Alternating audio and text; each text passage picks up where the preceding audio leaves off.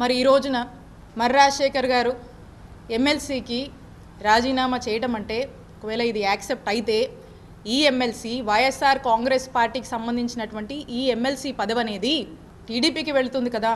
YSR Congress party ఎంతో నమ్మకంతో మీ మీద ఉన్నటువంటి అపారమైనటువంటి గౌరవంతో మా నాయకుడు జగన్మోహన్ రెడ్డి గారు మీకు ఇచ్చినటువంటి ఎమ్మెల్సీని మీరు ఈరోజు రాజీనామా చేస్తే అది టీడీపీ అకౌంట్లోకి వెళుతుంది. ఈరోజు మనకు నంబర్స్ లేవు, వెరీ అన్ఫార్చునేట్, మనకు బలం లేదు. సో కాబట్టి అది తిరిగి మనకు రిటైన్ అవ్వదు. సో కాబట్టి అది టీడీపీ ఖాతాలోకి వెళుతుంది. అంటే ఇంత నమ్మకంతో ఇచ్చినటువంటి ఈ పదవిని నిజంగా మీరు నిలబెట్టుకొని ఉంటే మీ గౌరవం ఎంతలా పెరిగేది అనేది ఒకసారి మీరు ఆలోచన చేయండి. బట్ ఇది జరిగింది. సో అయితే 2024లో ఇక్కడ 2019లో నేను పోటీ చేసి ఎప్పుడు వైఎస్ఆర్ కాంగ్రెస్ పార్టీ ఇక్కడ గెలవట్లేదు. మా నాయకుడు దీవెనలతో, మా వైఎస్ఆర్ కాంగ్రెస్ పార్టీ కార్యకర్తలు నాయకుల కష్టంతో, ఇక్కడ ఉన్నటువంటి ప్రజల దీవెనతో ఇక్కడ వైఎస్ఆర్ కాంగ్రెస్ పార్టీని గెలిపించుకోవడం జరిగింది మొదటిసారిగా. ఆ తర్వాత పార్టీ అన్నాక పార్టీ యొక్క రాజకీయాల కోసం ఎన్నికల వ్యూహంలో భాగంగా పార్టీలు అన్నాక రకరకాల వ్యూహాలు ఉంటాయి. సో రకరకాల పర్మిటేషన్స్ అండ్ కాంబినేషన్స్ని పార్టీ ట్రై చేస్తుంది. ఆ చేస్తున్నప్పుడు నన్ను మా పార్టీ, మా నాయకుడు జగన్మోహన్ రెడ్డి గారు నన్ను గుంటూరు వెస్ట్ నుంచి పోటీ చేయమని ఆదేశించడం జరిగింది. క్రమశిక్షణ కలిగిన వైఎస్ఆర్ కాంగ్రెస్ పార్టీ కార్యకర్తగా నేను వారి మాటే శిరోధార్యం అనుకొని ఎదురు ఏమీ మాట్లాడకుండా నేను ఆ మాటని, ఆ ఆదేశాలని పాటించి నేను నా బాధ్యతగా నాకు ఇచ్చినటువంటి గుంటూరు వెస్ట్కి వెళ్ళి నేను పోటీ చేయడం జరిగింది. మీ అందరికీ తెలుసు గుంటూరు వెస్ట్ గురించి. ఏ రోజు గుంటూరు వెస్ట్లో వైఎస్ఆర్ కాంగ్రెస్ పార్టీ గెలవలేదు. వరుసగా మనం ఓడిపోతూ వస్తున్నాము. ఇక్కడ కూడా వరుసగా మనం ఓడిపోతూ వస్తే ఇక్కడ ఒక గెలుపు బావుటాన్ని మనం ఇక్కడ ఎగిరేసాం. అక్కడ కూడా గుంటూరు వెస్ట్ని ఎలాగైనా సరే పార్టీని స్ట్రెంగ్తన్ చేయాలి, అక్కడ కూడా మనం గెలుపు కైవసం చేసుకోవాలనే ఒక ఆలోచనతో పార్టీ ఏదైతే ఆదేశించిందో ఆ యొక్క బాధ్యత మీద నేను గుంటూరు వెస్ట్కి నేను వెళ్ళి పోటీ చేయడం జరిగింది. ఇక్కడ నా మనసులో బాధ అనిపిస్తూ ఉండేది.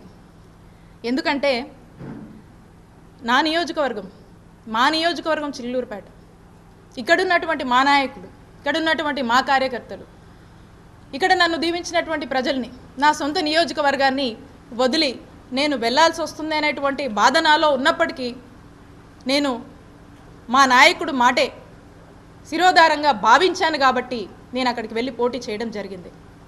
అయితే ఇన్ జనరల్గా మనం అనుకుంటూ ఉంటాం కదా, ఏదైనా మంచి జరిగితే మన అదృష్టమని, అలా ఉంటే ఏదో మన దురదృష్టమని. అయితే ఇక్కడ మీ అందరినీ కూడా వదిలి వెళ్ళాల్సి వచ్చినప్పుడు, మీ అందరి గురించి నేను ఆలోచించినప్పుడు, నా సొంత నియోజకవర్గం అని నా మనసుకు బాధ అనిపించినప్పుడు, ఇది నేను ఎవరిని అనట్లేదండి, ఇది కేవలం నా దురదృష్టం అనుకున్నాను. నేను నా బ్యాడ్లకు అనుకున్నా, ఏదో మిస్ఫార్చ్యూన్ అనుకున్నా. అయినా మా నాయకుడు జగనన్న మాటే నాకు వేదంగా నేను భావించి నేను అక్కడికి వెళ్ళి పోటీ చేయడం జరిగింది. పదే పదే రాజశేఖర్ గారు అంటున్నారు అన్ని వేలతో ఓడిపోయింది, ఇన్ని వేలతో ఓడిపోయిందని. గెలుపు ఓటముల గురించి మీరు మాట్లాడుతున్నారా రాజశేఖర్ గారు? చెప్పండి. అయితే గెలుపు ఓటం అనేది సహజం. నేను గర్వంగా చెప్తా ఉన్నా, మేము 2019లో అధికారంలోకి వచ్చాక మంచి చేసి మేము ఓడిపోయాం. ప్రజలకు మంచి చేసి మేము ఓడిపోయాం. టెక్నికల్గా మాట్లాడితే రకరకాల కారణాలు ఉన్నాయి, అదో ఇదో ఏదో అని మనం అనొచ్చు. బట్ ఎవిడెన్సెస్ లేవు కాబట్టి నేను అది చెప్పలేను. కాబట్టి మంచి చేసి మేము ఓడిపోయామని మేము గర్వంగానే చెప్పుకుంటాం. ఆ తర్వాత మా నాయకుడు జగన్మోహన్ రెడ్డి గారు మళ్ళా మాట్లాడి మళ్ళా తిరిగి నా సొంత నియోజకవర్గానికి, మా చిలకలూరుపేట నియోజకవర్గానికి నన్ను పంపిస్తున్నానని ఆదేశాలు ఇవ్వడం జరిగింది. నేను మా నాయకుడు ఆ రోజు చెప్పిన మాట నేను కాదనలేదు, ఈ రోజు చెప్పినటువంటి మాటలకు కూడా కట్టుబడి నేను నా నియోజకవర్గానికి వస్తున్నందుకు నేను సంతోషించాను. ఇక్కడ ప్రజలకి, ఇక్కడ ఉన్నటువంటి మా నాయకుల్ని, ఇక్కడ ఉన్నటువంటి మా కార్యకర్తల్ని రిప్రజెంట్ చేస్తున్నందుకు చేసే అవకాశం నాకు దొరికినందుకు నా అదృష్టంగా భావిస్తాను. మా నాయకుడు ఏం చెప్తే అది క్రమశిక్షణతో చేయడమే మాకు తెలుసు.